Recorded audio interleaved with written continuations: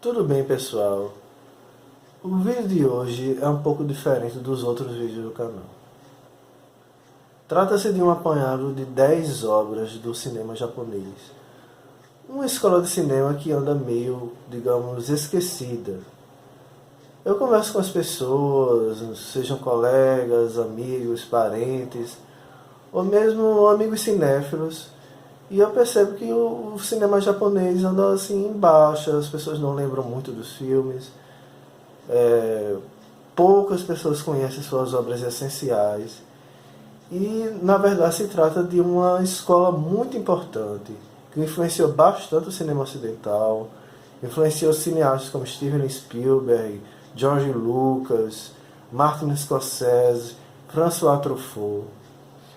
Então, pensando nisso, que eu resolvi fazer esse apanhado para trazer destaque a algumas obras do cinema japonês que são seminais, são importantes para entender todo o contexto da produção cultural japonesa.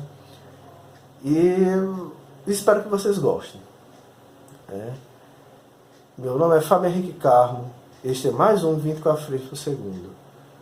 Antes do vídeo começar, eu peço que vocês se inscrevam para ajudar o canal a crescer, para ajudar a gente a continuar produzindo esse conteúdo de qualidade. Obrigado e curta o vídeo.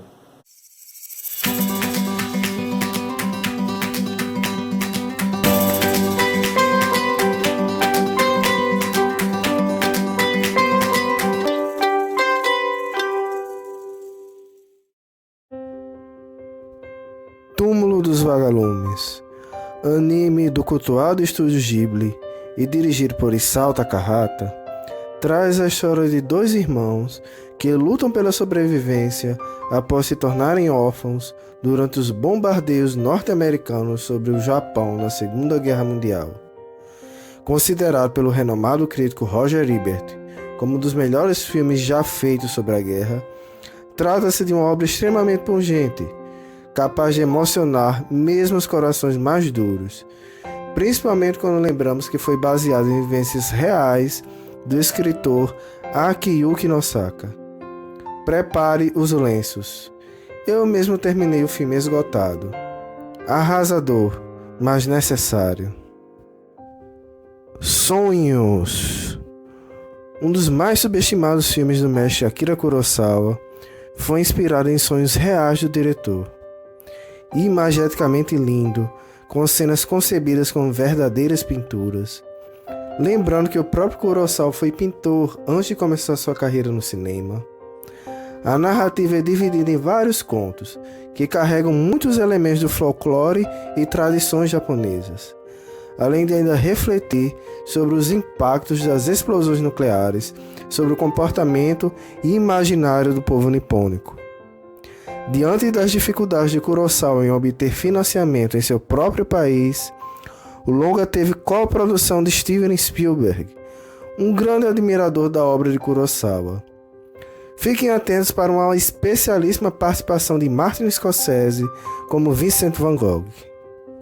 A Viagem de Chihiro, obra-prima de Hayao Miyazaki, talvez o maior gênio da animação japonesa, ou até mesmo do mundo. O longa traz a história de Chihiro, uma menina de 10 anos que está de mudança com os pais para outra cidade, quando resolvem tomar um atalho que os leva a um povoado abandonado. Os pais da menina se alimentam de um estranho banquete que parecia estar apenas à espera de visitantes. Logo em seguida, eles se transformam em porcos e Chihiro percebe que o local está tomado por espíritos. Posteriormente, ela descobre que seus pais foram alvos de um feitiço da bruxa Yubaba, e Chihiro terá de encontrar uma maneira de desfazê-lo. Uma das animações mais premiadas de todos os tempos, venceu o Urso de Ouro no Festival de Berlim, além do Oscar de Melhor Animação. Onibaba, a Mulher Demônio. Este é um dos maiores representantes do terror japonês. Dirigido por Kaneto Shindo, sua narrativa tem foco em duas mulheres, sogra e nora, durante uma das guerras ocorridas no Japão, no extenso período histórico conhecido como Shogunato, a era medieval nipônica. Elas sobrevivem assassinando samurais errantes e apropriando-se dos seus despojos. Seu cotidiano é transformado quando a Nora passa a se sentir atraída por um dos soldados que retornaram da guerra, amigo do seu falecido marido. Mais tarde, um samurai que usa uma estranha e assustadora máscara chega à localidade, despertando a cobiça da sogra. Permeado por tensões sexuais e com um subtexto que aborda o preconceito sofrido pelos Hibakusha, pessoas que tiveram seus rostos desfigurados pela bomba atômica, Onibaba é um filme obrigatório para quem se interessa em conhecer o cinema japonês. Contos da Lua Vaga, um autêntico clássico do cinema japonês. Trata-se de um dos melhores filmes do genial Kenji Mizoguchi, cineasta famoso por seus Jidaigeki, termo usado para designar os dramas de época japoneses. Trata-se de uma adaptação de livro homônimo escrito por Ueda Akinari, autor japonês do século XVIII. Aqui, a narrativa é focada em dois irmãos, Genjuro e Tobei, durante uma guerra civil que devastou o Japão feudal. O primeiro sonha em enriquecer vendendo seus potes de cerâmica, enquanto Tobei tem como objetivo de vida tornar-se um samurai.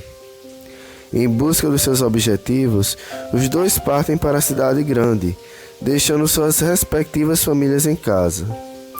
No caminho, porém, os dois passam por várias situações que os levam a esquecer suas famílias, até mesmo aparições fantasmagóricas. Misturando realidade e misticismo, Contos da Lua Vaga é um filme único, que alcançou grande repercussão no Ocidente, fazendo Mizoguchi amealhar admiradores como François Truffaut e Jacques Rivette. Harakiri. Vencedor do prêmio do júri no Festival de Cannes, Harakiri é um chambara, como eram chamados os filmes com enfoque nos samurais, os guerreiros medievais do Japão. Dirigido por Masaki Kobayashi, a trama se passa em tempos de paz, o que leva muitos samurais ao desemprego, já que não há batalhas por que possam lutar. Um desses samurais é Hanshiro, interpretado pelo excelente Tatsuya Nakadai, o qual pede licença ao conselheiro do clã Saito para que possa efetuar o Harakiri, ritual de suicídio de samurais, em seu pátio. Entretanto, para se certificar que Hanshiro não é apenas um oportunista querendo impressionar para obter oferta de trabalho, o líder do clã passa a lhe contar a história de um outro samurai que esteve lá meses antes, com um pedido semelhante, o que ocasiona uma série de revelações surpreendentes. Com um estilo que prima pela imagética e silêncios que leva ao extremo suspense, Kobayashi realizou um filmaço impactante, daqueles que terminam na tela, mas passam dias em sua memória. Pai e filha. Se Mizoguchi tornou-se famoso pelos seus Jidaigeki, Yasujiro Ozu teve sua carreira construída através do Shomingeki, gênero voltado para o cotidiano da classe média japonesa, seu trabalho, costumes e aspirações. Ozu é considerado o mais japonês entre os cineastas japoneses, possuindo um estilo fílmico único, caracterizado principalmente pelos planos fixos e enquadramentos com a câmera quase à altura do solo, como se fosse alguém sentado no chão para realizar suas refeições, como é o costume do povo japonês. Entretanto, mais importante que a forma é a humanidade que Ozu traz para suas narrativas. Através de tramas simples, ele fala sobre o que nos é mais importante: a família, os laços afetivos, filhos, relação com os pais e amigos. Esse é o primeiro filme da chamada Trilogia de Noriko, longas que contam com personagens femininas de nome Noriko, todas interpretadas pela atriz icônica Setsuko Hara. Em Pai e Filha, Noriko é uma jovem de 27 anos que ainda não casou, pois gosta de cuidar de seu pai idoso e viúvo. Essa situação, contudo, gera cobranças da família e amigos, já que ela estaria velha para casar. Preocupado com seu futuro, o pai se propõe a buscar um noivo para Noriko. Tocante e destilando sabedoria em cada fotograma, este é um dos melhores filmes do genial cineasta Rashomon. O segundo Kurosawa desta lista é considerado o principal responsável por levar o cinema japonês ao mundo ocidental. Vencedor do Leão de Ouro no Festival de Veneza, Rashomon é um dos mais inovadores filmes já realizados, e não me refiro somente ao cinema japonês. O longa gira em torno da narrativa sobre um assalto, que resulta no suposto estupro de uma mulher e no assassinato de seu marido, mas a partir de 4 pontos de vista diferentes, levando à conclusão de que é impossível saber como os fatos realmente aconteceram. A influência do filme se fez sentir além do próprio campo cinematográfico, tendo a psicologia adotado a expressão efeito Rashomon para definir o fenômeno científico em que os participantes de uma situação não chegam a um consenso de como ela realmente ocorreu. Bem no elenco, ainda temos Toshiro Mifune, um dos grandes atores japoneses e grande parceiro de Kurosawa. Precisa de mais algum motivo para ver Rashomon? O Intendente Sancho. É difícil falar de alguns filmes sem usar de hipérboles ou termos superlativos. O Intendente Sancho é um desses filmes. Mais um Jidaigeki de Kenji Mizoguchi, o longa narra a história de uma família despedaçada por tramas políticas. Taira é um governador de políticas humanistas que contraria os interesses da oligarquia local.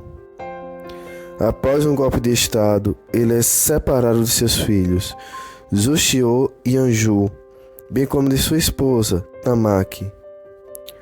Os meninos acabam sendo levados a um campo de trabalho escravo, controlado pelo tal Sancho do título, enquanto a mãe acaba sendo obrigada a prostituir-se para conseguir sobreviver.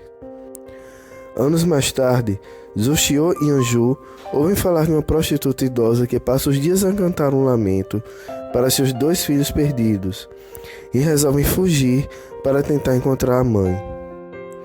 Eis um filme planejado nos mínimos detalhes, com longos e belíssimos planos, com cada enquadramento realizado como se fosse uma pintura, com a narrativa incrivelmente tocante, humana, com extrema sensibilidade. Aqui Mizoguchi atingiu o ápice de sua carreira.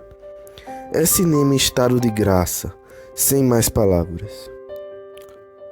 Era uma vez em Tóquio.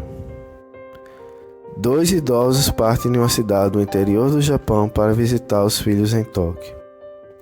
Chegando lá, deparam-se com a indiferença deles, sempre muito ocupados com o trabalho e seus próprios filhos, para dar atenção aos pais. Este é o ponto de partida do filme que fecha a mencionada trilogia de Noriko, considerado por muitos como o ponto alto da cinematografia de Yasuhiro Ozu.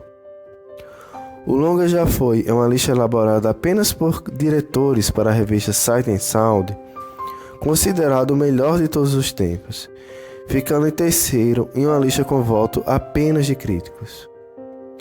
Uma obra definitiva sobre a velhice, Era uma vez em Tóquio pode ser apontado como um auge do estilo Ozu de filmar, não só no que toca a enquadramentos, posição de câmera ou planos fixos.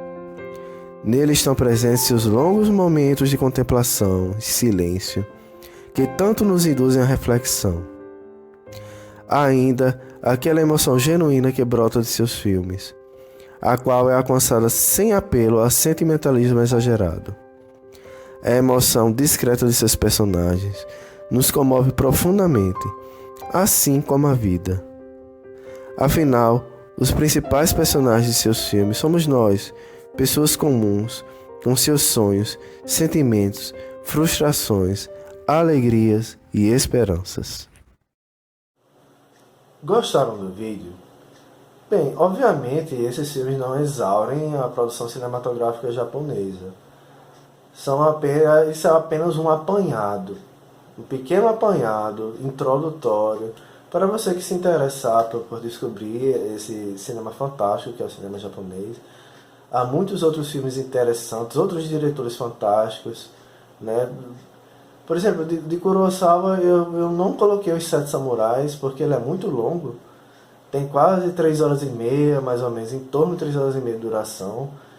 E eu não queria que as pessoas se assustassem, né? Como, por exemplo, seria um novo irlandês para assistir, né? Então, eu retirei Os Sete Samurais, procurei colocar as obras mais acessíveis, e o que o público médio possa se conectar com maior facilidade.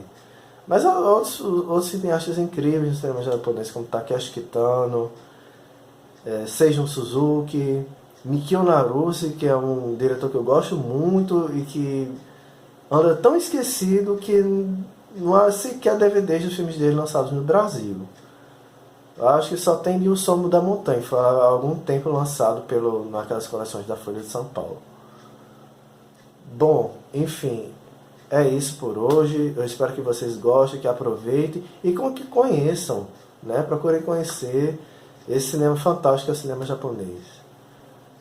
Meu muito obrigado. Inscrevam-se no canal, por favor, inscrevam-se no canal, deixe seu like, compartilhe com seus amigos nas redes sociais e até a próxima.